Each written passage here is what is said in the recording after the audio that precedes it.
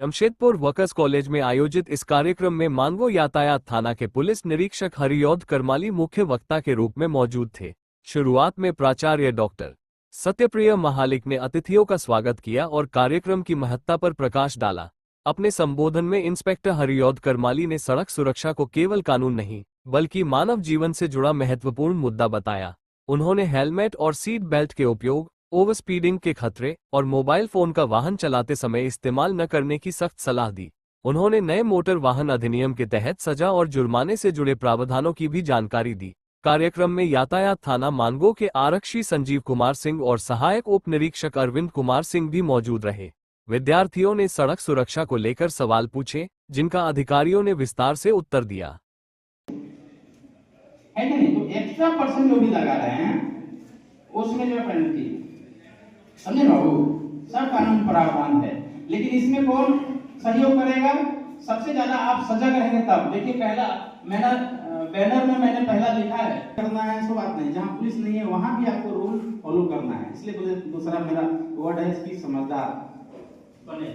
और उसके बाद अगर आप सजग हैं, समझदार हैं, तो तीसरा ऑटोमेटिक आप पर लागू हो जाएगा, सुरक्षित रहिएगा, आपको कहीं कुछ नहीं होने का। होगा भी यदि तो बहुत कम कैजुअलिटी होगा, बहुत कम कैजुअलिटी। सुने होंगे कहने गाड़ी बहुत धीरे थी इसलिए इसमें नुकसान कम हुआ, नहीं तो स्पीड रहता पता नहीं क्या हो जाता, ऐसा कभी सुने होंगे। तो आप सावधानी आपका मेरा मानना है। तो अगर आप इन चीजों का मोटर यान अधिनियम के तहत जो है फॉलो नहीं करते हैं तो फिर उसमें आपके पास जो है गाड़ी का कागजात नहीं है और कोई गंभीर उल्लंघन कर रहे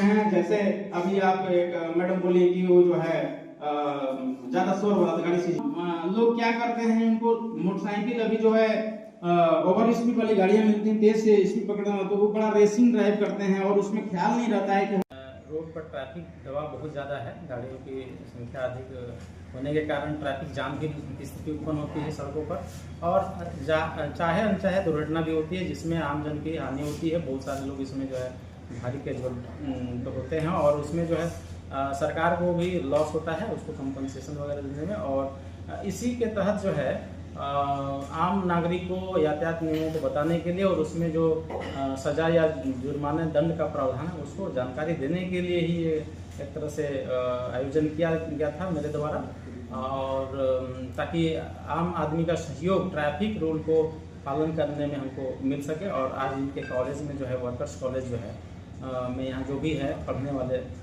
शिक्षार्थी हैं तो युवा वर्ग हैं, और मैक्सिमम जो दुर्घटनाएँ आज होती हैं उसमें 18 से 35 साल के उम्र का मैक्सिमम लोग होते हैं जो इस तरह का वायलेशन ज़्यादा करते हैं, और इसमें सड़क दुर्घटना में वो दुर्घटनाग्रस्त होते हैं और दूसरे को भी उससे जो है क्षति पहुंचती है। इसलिए इनको जागरूक करने का मेरा प्रयास था, और हम समझते हैं कि अगर युवा वर्ग सजग होगा तो वो जो है ट्रैफिक रूल को पालन करेगा और दूसरे को भी ये प्रेरित करेंगे, उनको भी रोकेंगे, तो पुलिस को उससे सहयोग मिल पाएगा।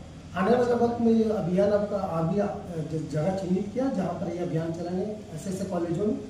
हाँ जी, ये तो मेरा आज स्टार्टिंग है, लेकिन आपको बता दें कि अन्य विद्यालयों में जहाँ पर जो युवा वर्ग के लोग ज़्यादा हैं उन जगहों पर भी जाने के लिए प्रोग्राम तय किया हुआ है। जैसे आपको बता दें कि अपने मानगो शहर में जो करीम सिटी कॉलेज है वहाँ भी मैंने 10 तारीख का प्रोग्राम फिक्स किया है। फिर उसके बाद अमर ज्योति जो स्कूल है वहाँ पर भी प्रिंसिपल से बात करके 20 तारीख का डेट फिक्स किया है, ताकि मैक्सिमम लोगों तक ये बच्चों के माध्यम से ये ट्रैफिक रूल को फैलाया जाए और उसके बारे में बताया जाए लोगों को। आम जन का सहयोग जरूरी है, और मेरा मानना है कि हर व्यक्ति जब सजग होगा, समझदार बनेगा तो निश्चित रूप से वो अपने आप को सुरक्षित पाएगा माहौल सड़क पर, और हम भी कहीं न कहीं जो है उसमें हमको यातायात नियमों का पालन कराने में, ट्रैफिक संभालने में आसानी होगी। सर, आपके थाना क्षेत्र में सबसे ज़्यादा जो दुर्घटना, ये आपका सवाल बिल्कुल स्वाभाविक है।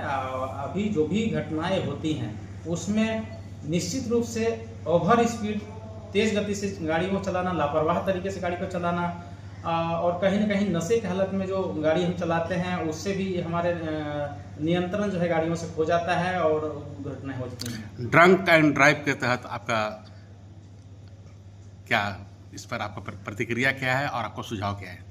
ठीक है, हम तो ये कहेंगे लोगों को कि जो भी वाहन चलाते हैं, जो भी वाहन चालक पी के चलाते हैं गाड़ी, वो नहीं चलाना चाहिए। इसमें भारी जुर्माने का भी प्रावधान है और जेल भी जाने की स्थिति आ सकती है। लेकिन हम सबसे पहले कहेंगे ये जुर्माना और जेल तो अलग सी बात है। पहले आप अपने परिवार के लिए सुरक्षित रहने का कोशिश कीजिए और नशे की हालत में बिल्कुल गाड़ी मत चलाइए। आज़ाद नगर टीओपी से लेकर आपको हाईवे तक जो आपका थाना क्षेत्र मानगो थाना क्षेत्र पड़ता है, जो आपके जुडिशरी में पड़ता है, उस पर काफ़ी सारा शिकायतें प्राप्त हो रही है। ये ड्रंक एंड ड्राइव के तहत बहुत सारी शिकायतें आ रही हैं, उस पर आपको संज्ञान है अथवा नहीं? हम लोग के तरफ से देखिए नियमित रूप से आपको बता रहे हैं, रोजाना शाम के वक्त में ड्रग एंड ड्राइव का लगाया जाता है और हमारे वरीय पदाधिकारी, हमारे सीनियर ऑफिसर्स का जो है स्पेशल कभी कभी आदेश भी आ जाता है। उसके तहत भी देर रात तक हम लोग जो है ड्रग एंड ड्राइव का अभियान चलाते हैं और उसके तहत लोग पकड़ाते भी हैं। बहुत सारे लोग क्या है कि उस बीच में मान लीजिए जहाँ हमारा ड्रंक एंड ड्राइव पोस्ट है उससे छूट के दूसरे रास्ते से बच के निकल जाते हैं, तो उस हालत में हमारे पकड़ में नहीं आते। लेकिन हम तो सभी लोगों से आग्रह करना चाहेंगे कि गाड़ी को जब भी चलाएं तो नशे की हालत में न चलाएं और जो भी हमारे चेकिंग दरमियान ड्रंक एंड ड्राइव में पकड़े जाते हैं उस पर उनका जो है उनको तो फाइन भरना पड़ता है, 10,000 रुपये का फाइन है और नहीं तो फिर उसको 6 महीना का जेल भी जाना पड़ सकता है। उनकी गाड़ी भी सीज होती है। हम लोग ड्राइविंग लाइसेंस जो है कैंसिलेशन के लिए भी उसमें भेजते हैं फिर उसमें